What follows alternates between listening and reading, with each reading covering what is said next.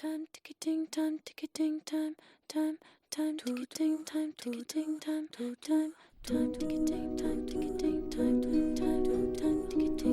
ticketing, time. Le Petit Prince d'Antoine de Saint-Exupéry, avec des aquarelles de l'auteur.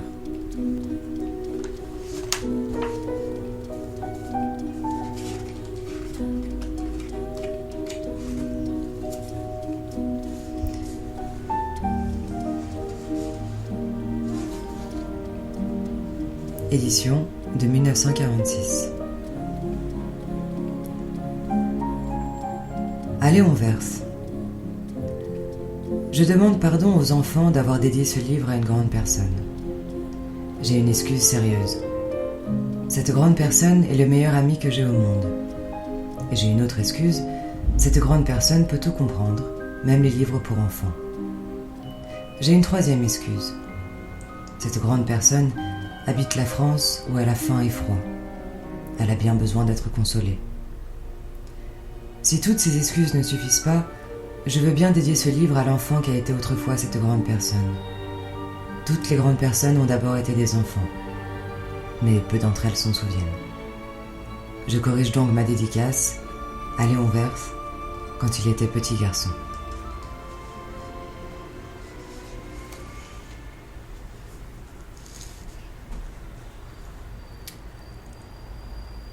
Lorsque j'avais 6 ans, j'ai vu, une fois, une magnifique image dans un livre sur la forêt vierge qui s'appelait « Histoire vécue ». Ça représentait un serpent boa qui avalait un fauve. Voilà la copie du dessin. On disait dans le livre, les serpents boa avalent leur proie tout entière sans la mâcher. Ensuite, ils ne peuvent plus bouger et ils dorment pendant 6 mois de leur digestion. J'ai alors beaucoup réfléchi sur les aventures de la jungle et, à mon tour, j'ai réussi, avec un crayon de couleur, à tracer mon premier dessin. Mon dessin numéro 1. Il était comme ça. J'ai montré mon chef-d'œuvre aux grandes personnes et je leur ai demandé si mon dessin leur faisait peur.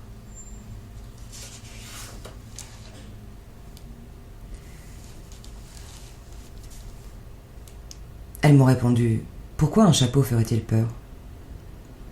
Mon dessin ne représentait pas un chapeau. Il représentait un serpent boa qui digérait un éléphant. J'ai alors dessiné l'intérieur du serpent boa afin que les grandes personnes puissent comprendre. Elles ont toujours besoin d'explications. Mon dessin numéro 2 était comme ça. Les grandes personnes m'ont conseillé de laisser de côté les dessins de serpents boa ouverts ou fermés et de m'intéresser plutôt à la géographie, à l'histoire, au calcul et à la grammaire. C'est ainsi que j'ai abandonné, à l'âge de 6 ans, une magnifique carrière de peintre. J'avais été découragé par l'insuccès de mon dessin numéro 1 et de mon dessin numéro 2. Les grandes personnes ne comprennent jamais rien toutes seules et c'est fatigant, pour les enfants, de toujours et toujours leur donner des explications. J'ai donc dû choisir un autre métier et j'ai appris à piloter des avions. J'ai volé un peu partout dans le monde. Et la géographie, c'est exact, m'a beaucoup servi. Je savais reconnaître, du premier coup d'œil, la Chine de l'Arizona. C'est très utile si on est égaré pendant la nuit. J'ai ainsi eu, au cours de ma vie, des tas de contacts avec des tas de gens sérieux. J'ai beaucoup vécu chez les grandes personnes. Je les ai vus de très près. Ça n'a pas trop amélioré mon opinion. Quand j'en rencontrais une qui me paraissait un peu lucide, je faisais l'expérience sur elle de mon dessin numéro 1 que j'ai toujours conservé. Je voulais savoir si elle était vraiment compréhensive. Mais toujours elle me répondait « C'est un chapeau ». Alors, je ne lui parlais ni de serpent boa, ni de forêt vierge, ni d'étoiles. Je me mettais à sa portée. Je lui parlais de bridge, de golf, de politique et de cravate. Et la grande personne était bien contente de connaître un homme aussi raisonnable. Chapitre 2. J'ai ainsi vécu seul, sans personne avec qui parler véritablement, jusqu'à une panne dans le désert du Sahara, il y a 6 ans. Quelque chose s'était cassé dans mon moteur. Et comme je n'avais avec moi ni mécanicien ni passager, je me préparais à essayer de réussir tout seul une réparation difficile. C'était pour moi une question de vie ou de mort. J'avais à peine de l'eau à boire pour 8 jours. Le premier soir, je me suis donc endormi sur le sable, à 1000 milles de toute terre habitée. J'étais bien plus isolé qu'un naufragé sur un radeau au milieu de l'océan. Alors, vous imaginez ma surprise, au lever du jour, quand une drôle de petite voix m'a réveillé. Elle disait « S'il vous plaît, dessine-moi un mouton. »« Hein ? Dessine-moi un mouton. » J'ai sauté sur mes pieds comme si j'avais été frappé par la foudre. J'ai bien frotté mes yeux, j'ai bien regardé. Et j'ai vu un petit bonhomme tout à fait extraordinaire qui me considérait gravement. Voilà le meilleur portrait que plus tard j'ai réussi à faire de lui. Mais mon dessin, bien sûr, est beaucoup moins ravissant que le modèle. Ce n'est pas ma faute. J'avais été découragé dans ma carrière de peintre par les grandes personnes à l'âge de 6 ans, et je n'avais rien appris à dessiner, sauf les boas fermés et les boas ouverts. Je regardais donc cette apparition avec des yeux tout ronds d'étonnement. N'oubliez pas que je me trouvais à 1000 milles de toute région habitée. Or, mon petit bonhomme ne me semblait ni égaré, ni mort de fatigue, ni mort de faim, ni mort de soif, ni mort de peur. Il n'avait en rien l'apparence d'un enfant perdu au milieu du désert, à 1000 milles de toute région habitée. Quand je réussis enfin à parler, je lui dis « Mais qu'est-ce que tu fais là ?» Et il me répéta alors, tout doucement, comme une chose très sérieuse, « S'il vous plaît, dessine-moi un mouton. » Quand le mystère est trop impressionnant, on n'ose pas désobéir. Aussi absurde que cela me sembla à 1000 milles de tous les endroits habités et en danger de mort, je sortis de ma poche une feuille de papier et un stylographe. Mais je me rappelai alors que j'avais surtout étudié la géographie, l'histoire, le calcul et la grammaire, et je dis au petit bonhomme, avec un peu de mauvaise humeur, que je ne savais pas dessiner. Il me répondit « Ça ne fait rien, dessine-moi un mouton. » Comme je n'avais jamais dessiné un mouton, je refis, pour lui, l'un des 2 seuls dessins dont j'étais capable, celui du boa fermé. Et je fus stupéfait d'entendre le petit bonhomme me répondre « Non, non, je ne veux pas d'un éléphant dans un boa. Un boa, c'est très dangereux, et un éléphant, c'est très encombrant. Chez moi, c'est tout petit. J'ai besoin d'un mouton.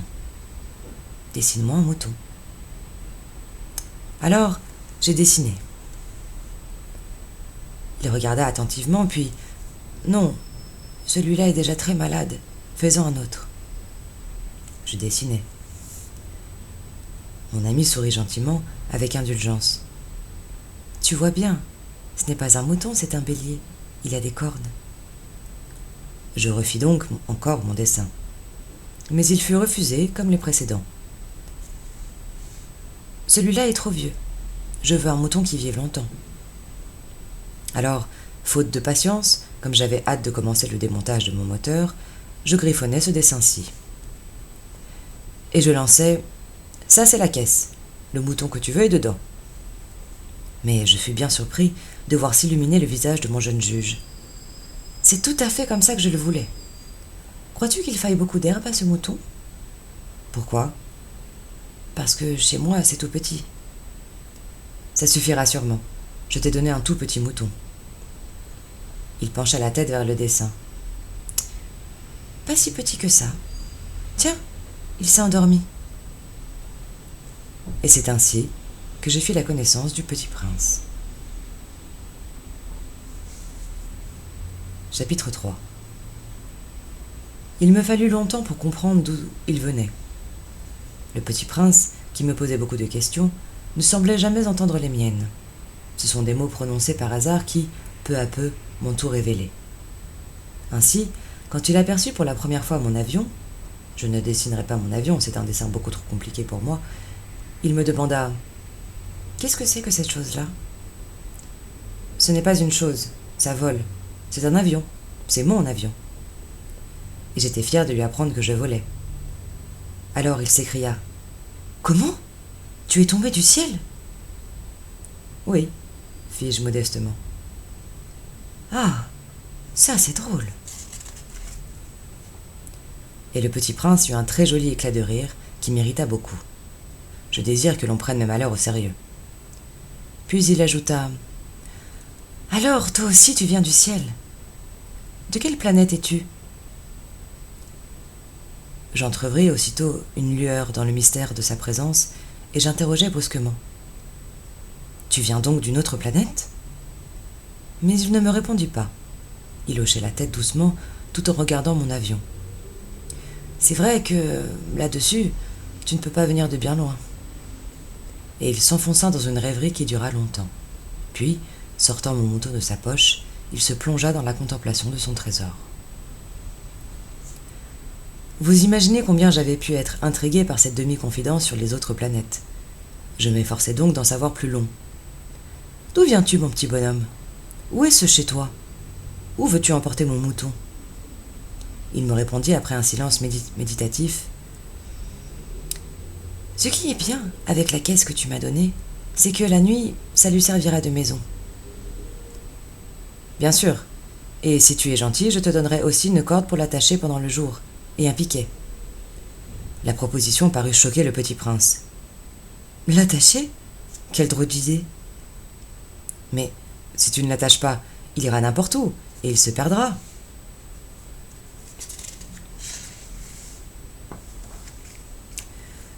Et mon ami eut un nouvel éclat de rire.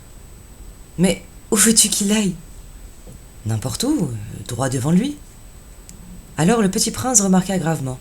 « Ça ne fait rien, c'est tellement petit chez moi. » Et, avec un peu de mélancolie, peut-être, il ajouta « Droit devant soi, on ne peut pas aller bien loin. »